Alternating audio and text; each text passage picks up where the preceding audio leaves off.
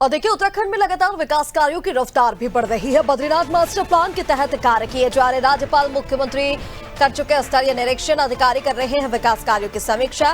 कपाट बंद होने के बाद भी विकास कार्य जारी रहेंगे। तो एक तरह से मास्टर प्लान बद्रीनाथ को लेकर तैयार किया गया है।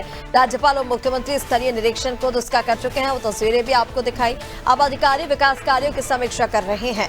सीएम धामी के निर्देश पर कार्य जल्द से जल्द जो है वो किए जा रहे हैं। और चलिए, अपडेट्स के लिए हमारे साथ सोनू लगातार बने हुए हैं। सोनू, उत्तराखंड में विकास की रफ्तार तेज है। बद्रीनाथ मास्टर प्लान के तहत कार्य लगातार किया जा रहा है। बताया जा रहा है कि नवंबर में जब बद्रीनाथ धाम के कपाट बंद हो जाएंगे, उसके बाद भी विकास कार्य लगातार वहां पर जारी रहेंगे।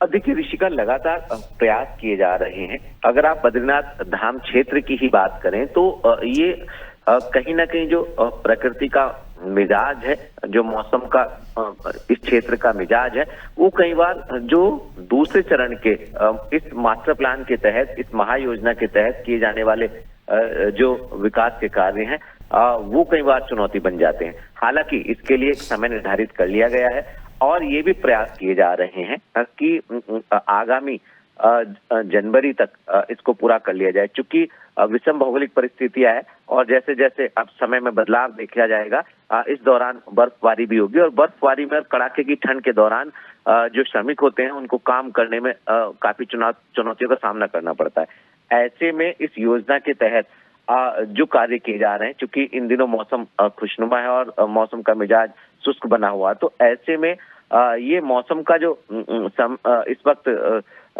मौसम का जो मिजाज है, ये कहीं ना कहीं यहाँ के विकास कार्यों, यहाँ के निर्माण कार्यों को करने में सहयोगी साबित हो रहा है। लिहाजा जो बद्रीनाथ धाम में इस महायोजना के तहत, इस मास्टर प्लान के तहत अलकनंदा के दोनों ओर जो रिवर फ्रंट के कार्य हैं, इसके आसपास का जो एरिया है, इसको वॉकवे, पैदल रास्ता भी बनेगा और जो अन्य जो बद्रीनाथ धाम है, धाम के 75 मीटर के परिक्षेत्र में जो तप्तकुंड और इससे आसपास के जो एरिया है, यहाँ इस मास्टर प्लान के तहत जो है, जो एजेंसी काम कर रही है, वो योजनागत तरीके से काम को आगे बढ़ा रही है। तो हम इसको इस रूप में देख सकते हैं कि जो इस क्षेत्र में विकास के कार्य हो रहे हैं, उनकी रफ्तार बढ़ने लगी है मौसम के साथ देने से।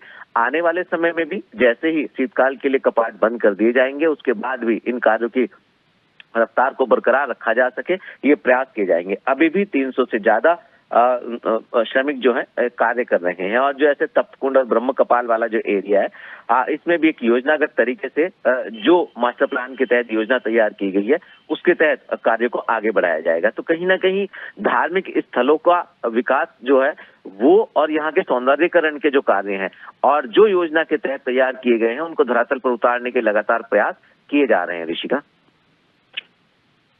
जानकारी के लिए बहुत शुक्रिया आपका। तो देखिए, विकास कार्यों को लेकर काम लगातार उत्तराखंड में किया जा रहा है। मुख्यमंत्री पुष्कर सिंह धामी इसको लेकर पहले ही निर्देश दे चुके हैं। इसी के साथ राज्यपाल और मुख्यमंत्री स्तरीय निरीक्षण भी बद्रीनाथ धाम का कर चुके हैं और बद्रीनाथ धाम के कपाट बंद होने के बाद भी मास्टर प्लान के तहत विकास कार्य लगातार यहां पर होता रहेगा।